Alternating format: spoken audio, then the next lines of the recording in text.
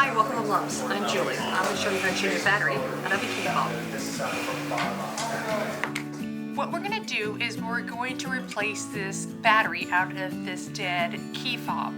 The first thing we're going to do is the very top right here, there's a button. You want to push down on the button to release this key so it pops out.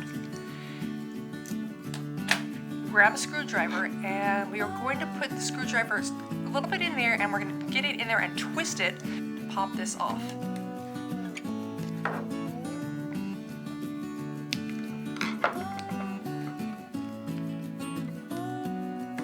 Battery's right there. It's a 2032. You can get these batteries at any location. You can get these batteries at a grocery store or a variety store. You can just take that out. And we're going to replace it with another battery, the new battery. Pop that right back in. Put the top back in, and it will just snap right back in.